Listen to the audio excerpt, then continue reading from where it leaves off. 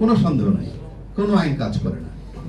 এবং আপনি দেখবেন যে বাংলাদেশে নির্বাচিত প্রতিনিধি যারা হয়, জনপ্রতিনিধি, এমপি বলেন, মন্ত্রী বলেন, এমপি মন্ত্রী হয়ে যাওয়ার পরই তারা স্থানীয় জনগণের কাছে আতঙ্ক হয়ে যায়। আপনি একজন নির্বাচিত প্রতিনিধি যদি মানুষের কাছে আতঙ্ক হয়ে যায়, একজন মন্ত্রী যদি আতঙ্ক হয়ে যায়, তখন মানুষের নেচারালি কথাবার্তা বলা বন্ধ হয়ে যায়। এখন আমি সিম্পল একটা কথা বলি, যে জুলাই বাস্তবায়ন আইনটার কথা বলা হচ্ছে 2025, আমি একটু চক্ষু বন্ধ করে কল্পনা করেন, ধরা যাক এই আইনটা হয় নাই, জাস্ট সিম্পল ভাবেন এই আদেশটা হয় নাই, এই আদেশটা নাই কল্পনা করেন, তাহলে কি হয়? এই আদেশটা যদি নাই হয়, তাহলে তো সংবিধান মোতাবেক নির্বাচন হওয়ার কথা ছিল 8ই আগস্ট থেকে 8ই আগস্ট 2024-এর পর 7ই নভেম্বর 2024-এর মধ্যে। সংবিধানে কি বলা আছে যে এই সময় পার হওয়ার পর যখন মন চায় তখন? আপনি 2026-এ 12ই ফেব্রুয়ারি নির্বাচন করলেন কোত্থেকে? এই নির্বাচন করার বৈধতা দেওয়া হয়েছে এই জুলাই সনদ বাস্তবায়ন। সেখানে খুলতে দেখবেন এখানে শিশির মনির আছে, ব্যারিস্টার ফুয়াদ আছে, ওখানে বলা আছে জাতীয় সংসদ নির্বাচনের অর্থ এবার কি, সেটা হলো এই আদেশ জারি হওয়ার অব্যাহত পরে যে সাধারণ নির্বাচনটা হবে সেটাই জাতীয় সংসদ নির্বাচন। তার মানে কি? তার মানে সংবিধান মোতাবেক এই নির্বাচনটা জাতীয় সংসদ নির্বাচন করার সুযোগ নাই, সেটা এক্সপায়ার করছে। যে কারণে এইটা এখানে বলা, কারণ এই আইনটাকে যদি অস্বীকার করা হয়, এই আদেশটাকে যদি অস্বীকার করা হয়, তাহলে আপনার নির্বাচন নিয়ে প্রশ্ন আসবে। দ্বিতীয় কথা হলো, এই সরকারটা ছিল অন্তর্বর্তীকালীন সরকার, যে সরকার সংবিধানের মধ্যে নাই, সে সরকার এই সংবিধান চালাবে কিভাবে? এটা ভেরি সিম্পল।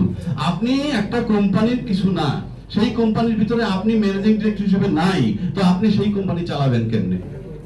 এইটার ভিতরে তো বলা নাই অন্তর্বর্তীকালীন সরকারের কথা।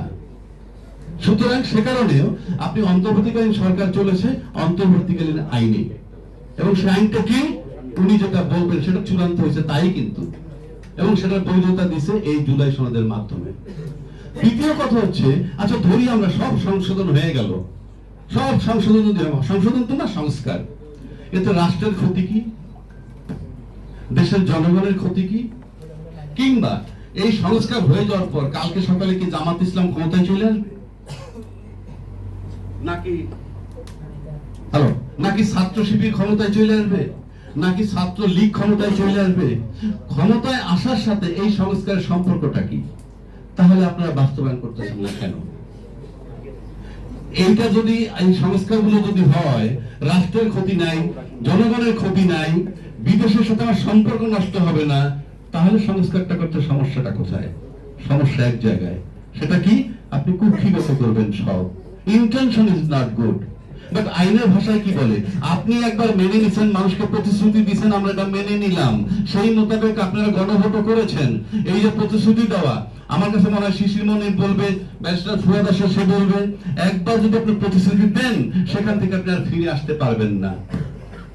আপনাদের প্র্যাকটিক্যাল লাইফে দেখবেন, ঘরে ফ্যামিলিকে যদি একটা কথা দেন যে এটা করব, পরে দেখলেন যে আপনার অ্যাবিলিটি নাই, ফিরে আসা কষ্ট। তার মানে কি? আইনটা কিছুই না, আপনার ইন্টেনশন। আপনি রাজি হয়েছেন, সম্মতি দিয়েছেন, প্রধানমন্ত্রী বলছেন যে আপনারা হাতে ভোট দিবেন, এখন প্রধানমন্ত্রী কিন্তু একেবারেই নীরব। তাহলে প্রধানমন্ত্রীর কথার মূল্যায়ন কোথায়? প্রধানমন্ত্রী কেন কথা বলছেন না? আমি দেখলাম গতকালকে স্বরাষ্ট্রমন্ত্রী সালাউদ্দিন সাহেব বলছেন পার্লামেন্টে কি, যে রাষ্ট্রপতিকে উনি জিজ্ঞেস করছিলেন এই অধ্যাদেশে এই স্বাক্ষর করার পর, যে আপনি কি এটা স্বাক্ষর করেছেন? উনি বলছেন আমি স্বাক্ষর করতে পারি না, কিন্তু আমাকে পারাচ্ছে। আচ্ছা ভালো কথা, আপনাকে পারাচ্ছে। আপনি বলেন একজন রাষ্ট্রপতিকে কে বাধ্য করলো এই স্বাক্ষর দিতে? যে বাধ্য করেছেন সে তো ক্রিমিনাল অফেন্স করেছেন। ক্রিমিনাল অফেন্স যদি করেন, স্বরাষ্ট্রমন্ত্রী পার্লামেন্টে দাঁড়িয়ে যদি বলেন, তাহলে তাকে কেন জিজ্ঞাসাবাদ করে আইনের আওতায় আনা হচ্ছে না? এক। দুই, রাষ্ট্রপতি শপথ নিছেন আমি সকল রাগ অনুরাগের ঊর্ধ্বে থেকে আমি কাজ করব, সংবিধান রক্ষা করব, এবং কিছুদিন আগে উনি এটাও বলেছেন আমি জীবন দিয়ে হলে সংবিধান রাখবো। তাহলে আপনি এই যে স্বাক্ষরটা করলেন, ভায়োলেশন অফ কনস্টিটিউশন। যদি আপনার স্বাক্ষর দেওয়ার রাইট না থাকে, তাহলে আপনি স্বাক্ষর করলেন কার হুমকিতে, কার ভয়?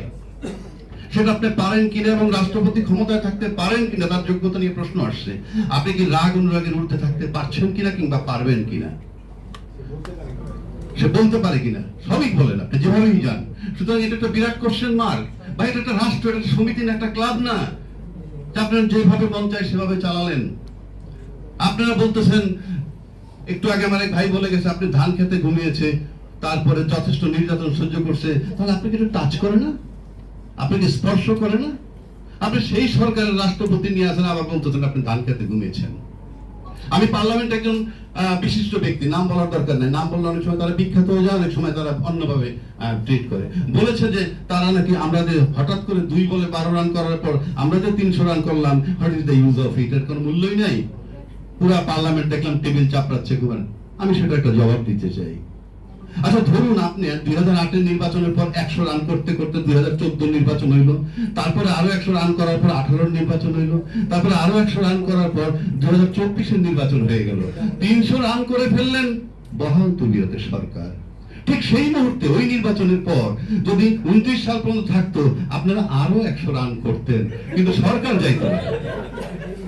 সেই সময় আমরা ক্রিকেট খেলায় দেখেছি এরকম ঘটনা কি, সব শেষে দেখা যায় একজন বোলার ব্যাটসম্যান লাস্ট উইকেট হয় 1 বলে 3 রান, 1 বলে 5 রান। ঠিক সেই মুহূর্তে উনি একটা 4 কিংবা 6 মেরে জয়সূচক রান করেন, এটাই চূড়ান্ত বিজয়।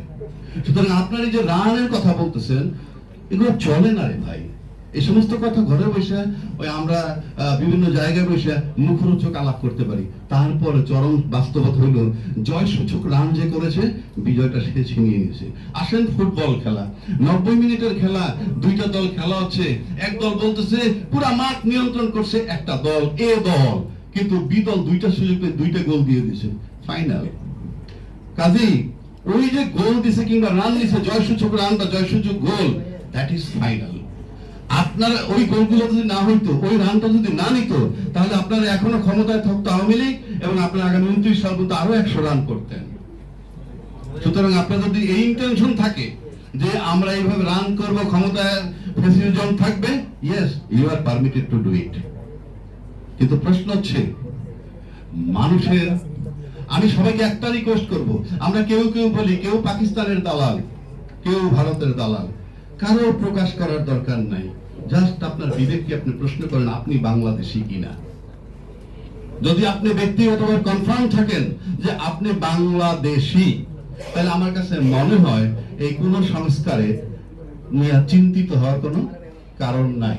যদি ভাবেন আপনি বাংলাদেশী, আপনি আমাকে এখানে বসে দেখি আমরা নানান জনকে নানান ব্লেম দেওয়া হয়।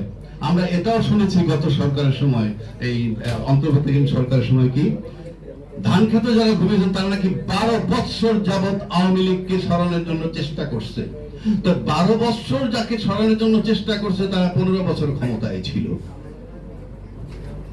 আর একটা অন্তর্বর্তীকালীন সরকার আসছে, তাকে সবাই সহযোগিতা করছে, কিন্তু উনি 18 মাস সুস্থ থাকতে পারেননি। কোন ইন্ডিভিজুয়াল কিন্তু দাবি দেওয়া করে না। আমরা দেখছি অন্তর্বর্তীকালীন সরকার আসার পর 150-200 রকমের আন্দোলন হয়েছে, তাদের দাবি দেওয়া গুলো কি সব পূরণ হয়ে গেছে অন্তর্বর্তীকালীন চলে যাওয়ার পর? এখন আন্দোলনটা কোথায়? একটা আন্দোলন তো দেখতেছি না। আবার আমরা শুরু থেকে দেখতেছি কি দেশে তেলের সংকট নাই, অথচ আমরা পাম্পে গিয়ে দেখি মানুষের নেই।